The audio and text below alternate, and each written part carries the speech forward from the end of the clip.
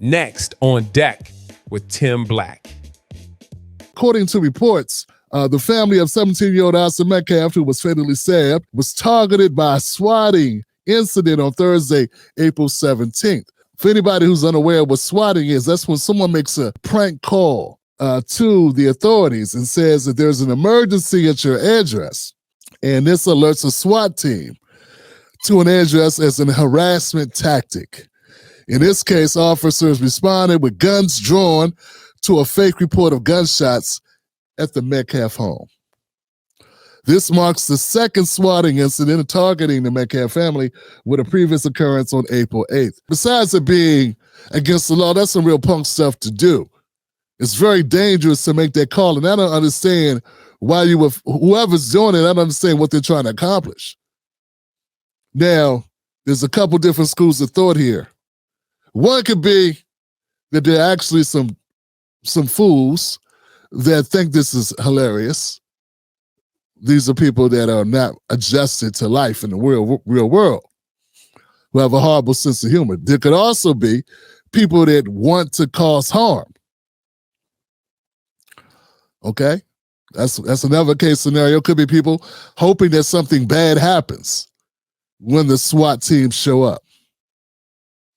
And then it could be a possibility that it could be someone who wants to shift blame onto the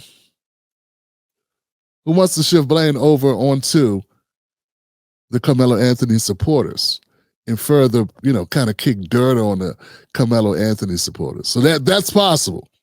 I'm not going to put that past it because I think it's something we'd have to consider. I think if it was reverse was happening, people would consider that. But we don't condone it, we don't support it, and we want to call it out because it is wrong. It's categorically wrong to swat at this man's home. Jeff Metcalf had attended the press conference earlier that day, but was escorted out by Dallas police. So this happened on the same day that they had the press conference? Was that Thursday, April 17th? So the same day that he has showed up. Oh, man.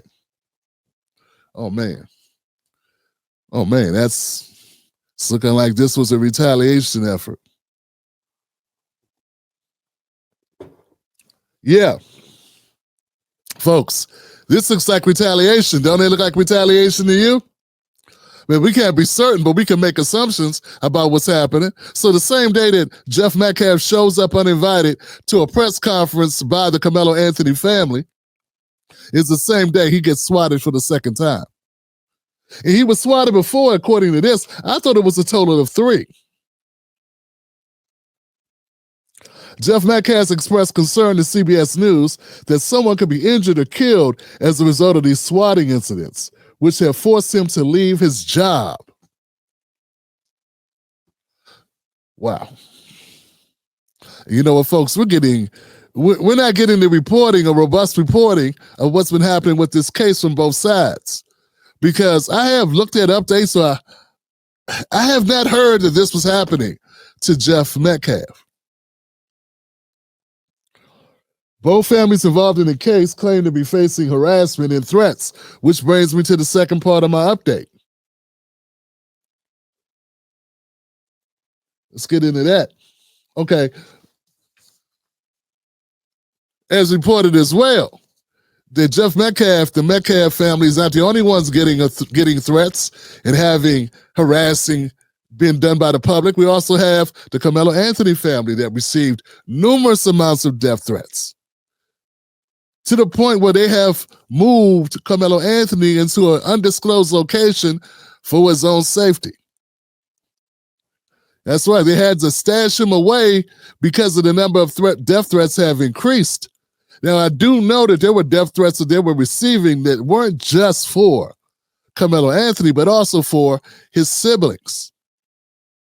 So the entire family was on high alert. In fact, the mother reported such at the press conference about the number of death threats that she was receiving. And I just want to say, I did see commenters online making reference to the mother of Karmelo Anthony, who was in tears talking about the lives of her children were being threatened, and that erroneous things were being made up about her and her husband and the family. And there was very little sympathy for Karmelo Anthony's mother. In fact, they called her, I think it was a podcaster. I think it was a podcaster, if I'm not mistaken, who made very light and it said rebuked the mother of Karmelo Anthony for complaining about her and her children's lives being threatened, which I find totally crazy. What is wrong with people? Oh, that's right, viewership. Okay. So both families involved in the case claim that they face harassment and threats. Karmelo's mother, Kayla Hayes, stated her family was receiving death threats, as I just stated, and her husband has taken leave from work due to harassment. So here, this is where we are, folks. Both families are under so much pressure from the public. Both families, that both men in the family have had to take off work, have to leave their jobs because they can't be in public because, well, America's too rowdy. America's too vengeful. And that says a lot about who we are as a country. You know what I'm saying? That both of the fathers who had nothing to do with anything, like these fathers weren't involved. Neither were the siblings. And families are in hiding. And they both had to leave their jobs. And then people had the audacity to ask, what's going on with money? Well, if people had to leave their jobs and can't be at home, how could you ask them what are they doing with money that they're receiving, that they're raising? They have to stay somewhere. Man, I tell you, man, one of the worst things about covering these types of cases is the backlash from the public and people that are just totally unreasonable and make all types of claims because they want to ride for their side of the ball.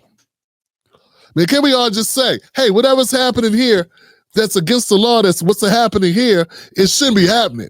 And their families should not be threatened to this extent at all. Whatever you think about Austin Metcalf's father, Jeff Metcalf, whatever you think about Karmelo Anthony, and was he self-defense or was he over the top or whatever you think, what's that got to do with his little brother and sister? What's that got to do with his mother? Okay, so, but see, we're reasonable people. Most of the people watching are reasonable people, and we would not condone such. You know, all we want at the end of the day, all I want, and hopefully all most reasonable people want, most of my 10 Black Wolfpack that watch, and I would like to say all of my 10 Black Wolfpack, unless we got some infiltrators in the house, we just want some justice, baby. And we want Karmelo Anthony to be treated the same way you treated Daniel Penny. We want Karmelo Anthony treated the same way you treated Zimmerman. We want Karmelo Anthony treated the same way you treated Kyle Rittenhouse. Hell, that's all we want. And if you got a problem with me saying that, first go talk to your cousins. Talk to your cousins, your drunk uncles, your brothers, your fathers, and your sons and daughters who applauded the exonerations of all those people or the acquittals of all those people I just named. And some of them have been held up as heroes. So when you pointing the finger at Karmelo Anthony's supporters, and all I want is justice, that's all I want. I want him judged fairly. I have not seen the evidence, neither have you. They have not released the body cam footage. Well, not the body cam footage, even though they do have that. But I'm more interested in seeing the actual footage from people that were there at the time. That's what we want to see. So I'm waiting to see that. And until that time, like if I see that footage and it's grossly different than I envision it, then I'm prepared as an honorable person who rides for Black America but rides for justice always. I'm always open to changing my opinion. Anybody with ethics and integrity, given different facts, will change their opinion. Given facts, new facts become revealed. We should be able to change our opinion if those facts lead us in another direction. But as it stands right now, he's innocent until proven guilty. He does not deserve death threats. Neither does his family. That should go without saying. In fact, neither deserve death threats. And that kind of defeats the whole purpose. So anybody out there who's doing anything to either one of these families is crossing the line, and I hope that they are apprehended and charged. That's what I would hope. One other thing I'd like to point out, guys, I think I got a couple things, and one thing I want to point out is, and I was hoping that when I was going to give you this update, that I'd be able to tell you that Mr. Alexander, I think his name is, Dominique, I was hoping I'd be able to tell you that he's no longer representing the family. I put out content from the press conference after understanding who the National Action, whatever that organization is, that's providing security and doing some PR work for the Karmelo Anthony family. I have to say that based on that press conference, I was unimpressed. I don't feel like if you're doing PR work that you should be coming out advocating for yourself, having to defend yourself, and using any time at all, diverting any time or any function, any focus off the family of Karmelo Anthony and onto yourself. I think that was totally unnecessary. And based on that, I said, this guy does not look like he's ready for prime time. And then the evidence and information is coming out about a prior record and all this stuff. And this is all a distraction from what I believe the Anthonys are going to need in order to have a successful case. But it doesn't look like that's happened. And I'm disappointed in that. Not that I'm saying that people can't change their stripes, not that people can't grow and change. What I'm saying is, I see this as being too big for Karmelo Anthony's life, for it to be the proving ground to see if you've changed. And I was basing my decision on my encouragement for the Karmelo Anthony family to find different representation based on the actual performance during the press conference. Be that as it may, folks, I'm going to give you updates on this case as it winds through our process. We're still waiting to find out what the new developments are going to be, so we're waiting on the footage. We're waiting to find out if there's going to be a change of venue, what's going to happen with that. There was a new lawyer put in place since the beginning. They did find new counsel. We've already reported on that. I forget his name, but there's a new attorney, a defense attorney for Karmelo Anthony.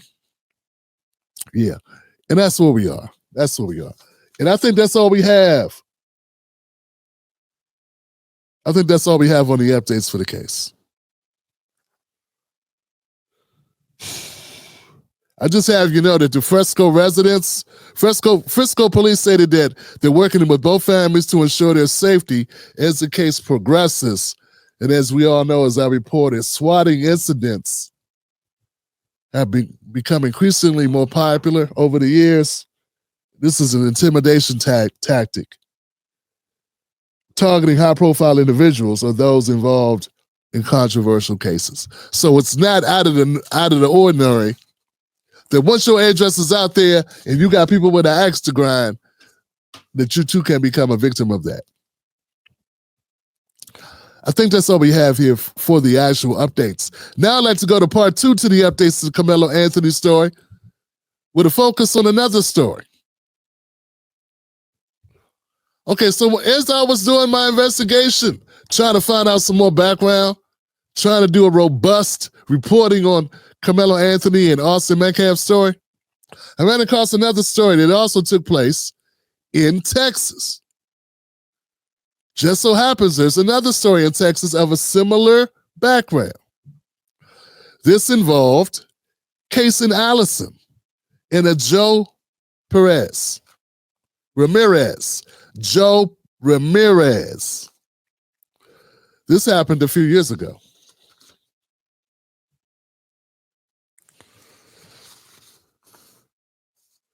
And I don't know if I printed out that sheet, but you know what I have, guys? I don't have that sheet in front of me, but what I do have is I have videotape from a news report that brings us pretty much up to date on it. But I have you know, this case sounds eerily similar to the one that we're discussing with the Metcalfs and Anthonys. Let's cut to that. Well, the prosecution rested its case today in the murder trial of Kason Allison. Allison is accused of stabbing classmate Joe Ramirez nearly 3 years ago. 6 News reporter Sydney Walker is back in the courtroom. So, Sydney, what happened today? Today was the longest day of the trial thus far. Detective Gene Cole, who was the primary detective on the investigation into the stabbing at Belton High, was on the stand for almost 5 hours, and that's just today. This isn't including his testimony from yesterday as well. After the state rested its case, the defense called 3 witnesses in the last hour of today. The full over an hour-long video of detectives' initial questioning of Allison was shown to the jury today. The video shows Allison lying his head down on the desk and eventually lying on the ground and vomiting in a trash can. In the video, Allison revealed that he took the knife from his stepdad's closet that morning out of fear of being jumped by Ramirez, and also that before Ramirez had punched him, he had pulled the knife out and told Ramirez, quote, "Don't touch me or I'm going to stab you." What followed was a long period of pushback from the defense regarding the overall investigation. They asked why Allison was questioned even though he was visibly ill, why Allison was not Mirandized in a more serious matter, and why Cole did not view security footage previously. They also asked once again why phones were not collected at the scene before the lockdown was lifted. The prosecution rested their case just before 4 p.m., and the defense then called 3 witnesses. First was the doctor who treated Allison in the emergency department. He confirmed that Allison was given a CT scan to rule out serious head injuries like a brain bleed or skull fracture, and also confirmed his diagnosis of a closed head injury. Next was a close friend of Allison who was supposed to fight alongside Allison in the planned fight off campus. He said that that fight was supposed to occur around 5 p.m. that day and take place in a 3-on-3 format. Last up was a teacher and coach from Belton High who helped stop Ramirez's brother from chasing Allison down the hallway. He shared that Josh Rios had told him that his brother was stabbed in the bathroom, and the two went to check assuming that Ramirez would still be in there. After that, he took Josh to the nurse's office and kept him in there, assuming that, quote, the best way to help Joe was to let the nurses work. In cross-examination, the accuracy of claims made by Allison's friend about who initiated the planning of the fight altogether was questioned, and Snapchat group chats were discussed. We ended right at 5 p.m. today, but we'll be back at 9 a.m. tomorrow to hear the defense continue their case. In Belton, Sydney Walker, 6 News. All right, thank you for the update, Sydney. Wow, as you can see, man, there was a lot there. And as you were hearing the details of the story, of the case, you'll get my point where I say there's a lot of similarities between the two, but there are also some very stark differences. Let's talk about the things they have in common. Well, Karmelo Anthony has been noted in testimony that he stated twice 2 warnings to Austin Metcalf. One of them was, "Don't touch me." The other was, "If you hit me, you're going to be sorry." Now, there were people that drew a lot of conclusions from that. Most of the conclusions that I've seen the conservatives draw, for instance, have been that that was mocking. That was inviting Austin to attack him. And I seem to look at it the other way. I look at it like someone warning you. Someone saying, "Hey, keep your hands off of me." Doesn't sound like somebody who wants to fight with you. Sounds like somebody who just wants not to be touched. And when Karmelo said, "If you hit me, you're gonna, if you hit me, you're gonna be in trouble," or something to that extent. That doesn't sound like he wants to be hit so that they can get it on. It sounds like what it is. It sounds like a warning, like, hey. And it's just amazing that people see that so differently, depending on, I don't know, maybe the person that their affinity or their feelings about Austin Metcalf, I think is kind of clouding their judgment here. But be that as it may, so we take the case of Allison, Kason Allison. He said something very similar. In fact, he said, "Don't touch me." Almost verbatim the same words that Karmelo Anthony said to Austin Metcalf, don't touch me. It's very close to get your hands off me. And he also warned him and showed him the knife and says, if you touch me, I'm going to stab you. I don't think the jury or the judge took Allison saying that to mean, hey, hit me, touch me. We can have some fun. We can get it on. I think the judge took it the same way I took it when I read that Karmelo Anthony said it. As a warning, as him saying, I don't want further engagement with you. Looks like the judge saw it that way anyway. I wonder what the difference is. Because they let Mr. Kaysen Allison out on a $170,000 bond. Now, this is a little bit less than the Karmelo Anthony bond of $250,000. Now, what's similar about the cases is both of the bonds for both of the boys started at $1 million, and then they both were reduced. Another, a dissimilarity or something that's not similar about the cases is it does sound like the case in Allison, we're being totally honest, there was a lot more going on there. There appears to be a planned event. Like this was a planned fight that they were going to have. And it wasn't just going to be amongst Mr. Ramirez and Mr. Allison. It was going to be others involved. In fact, they said it was going to be a 3-on-3 fight.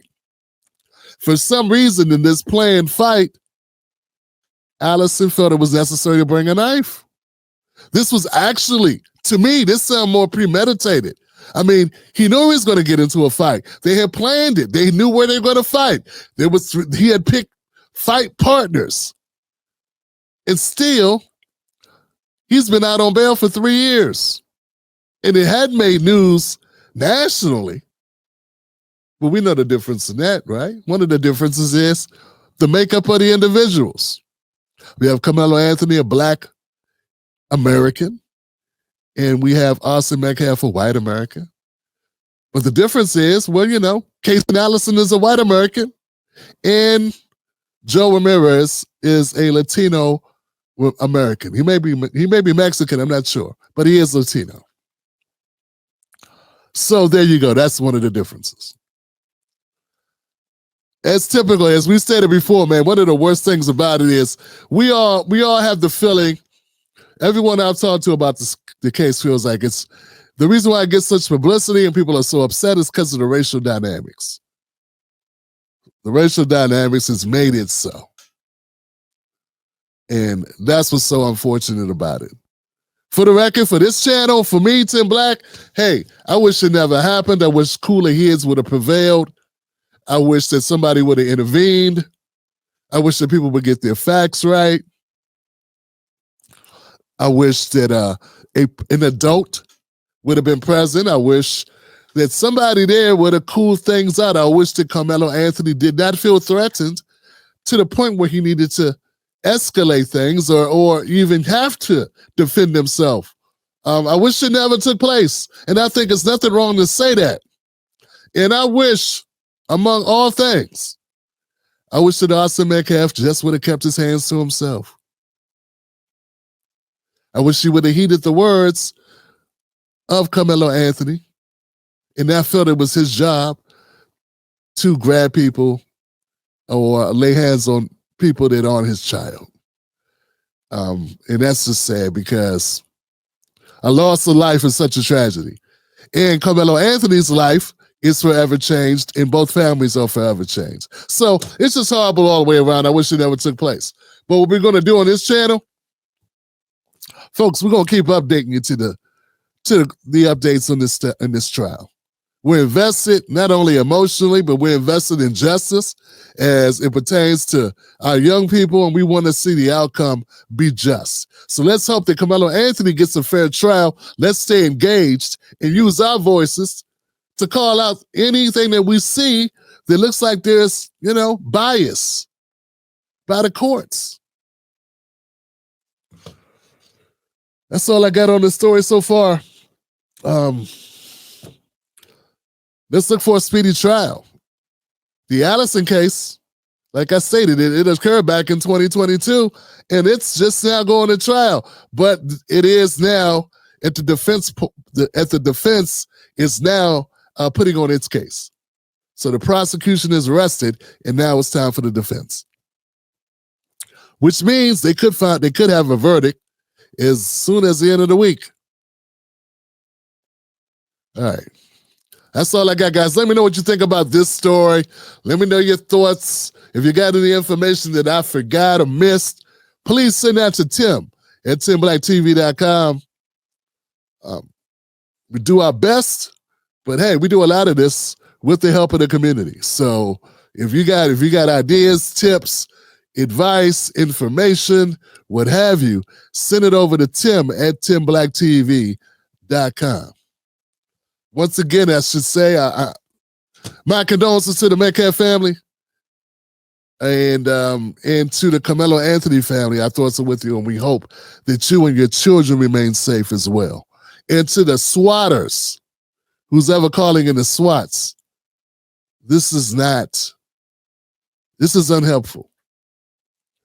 This is unhelpful, and it's dangerous. Perfect. You made it to the end of the video. I appreciate you.